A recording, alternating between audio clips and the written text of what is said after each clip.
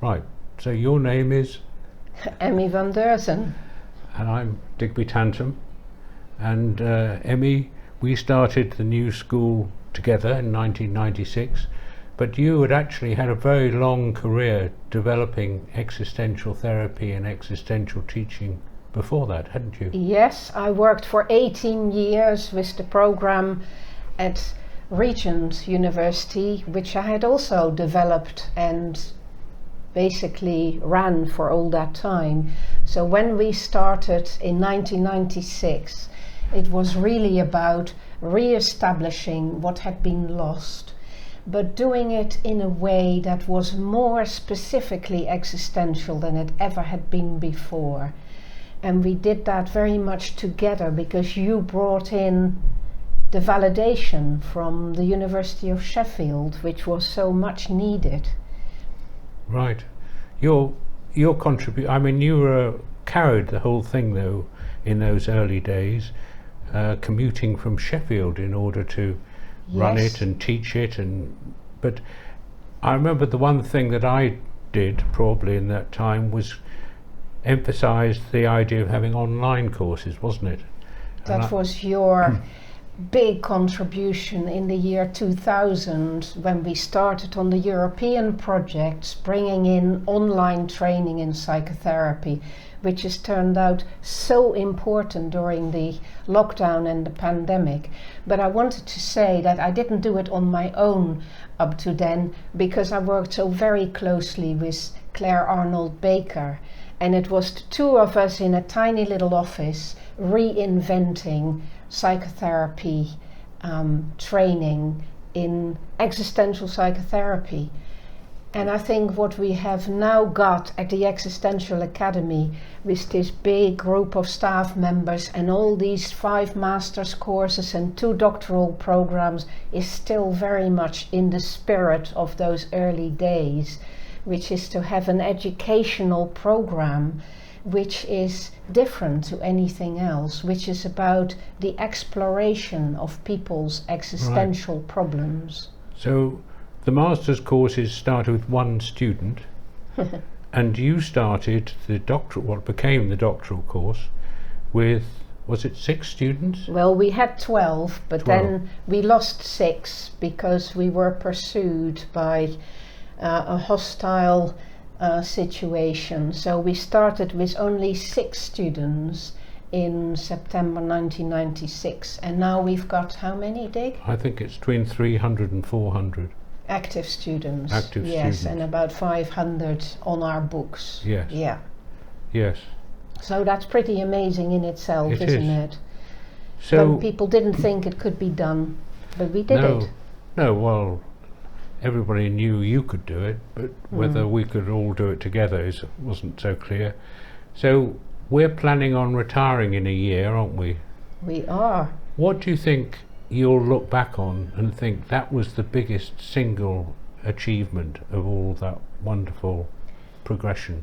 The biggest single achievement is for sure that we were able to inspire people to step into this learning community, to make it their own, to want to develop it, to want to add to it, to want to change it, to want to challenge it, and to keep it alive, to keep it dynamic, and to spread that around the whole of Europe, where other people have done similar things, and around the whole world. As you know, we've traveled around the world spreading this thought, and there are many, many organizations now around the world that do existential training. Yeah, I have to say, I think I've been more of a backroom boy, and you've been much more the public face of all of this. That is one way of putting it, but you've also been the person who has brought the foundations, the academic foundations, the online foundations, the financial foundations. You bring all of that substratum without which the organization would have folded. Yeah, so you have been hugely important. Well, that's very kind of you to say. No, it's but true. You brought the ideas and the concepts. You've given people a sense of what it is like to be existential in your And approach. what can be done when we approach human problems in this creative way, where people are not pathologized and they don't end up in despair or feeling different or estranged from society, but they feel they can engage with their problems and make something new out of it, something creative, which actually makes them stronger rather than weaker. So it's a bit of a remarkable track record, isn't it? You created organisations, you chaired the United Kingdom Council for Psychotherapy. So have you. So have I. You've written copious books. 18 so far. 18. You've had a very, an internationally sought after clinic provided by you personally, but you've So also... do you. Well, I don't know really. Yes, your autism clinic was one of the first in the country. That's true. That was a to different work strand, with wasn't it? Yeah. mature adult people with autism. That Yes, that is is something true. often forgotten. Yes. But you've brought that into the Existential Yes, Academy, it's nice and to we see now that do growing. a lot of things around that too. We do, yes. So it has been very much about us doing it jointly and weaving things together, adding very different things, coming with very different backgrounds, but also with a commitment to the same ideas and the same commitment to human beings, Yes. really. And also the idea of limit situations, of crises, not necessarily being disasters, but an opportunity for reframing and changing. And that came out of us co-directing the Centre for the Study of Conflict and Reconciliation at the University of Sheffield as well, which we often forget about. Yes. But some of the work we did there has found itself back into what we do here. Yes. So all of these side roads and the work we did with the European Association for Psychotherapy as well, all of those connections and that connectivity is part of that network and that framework that is kind of an alive organism which will survive very well without us, and that is the achievement.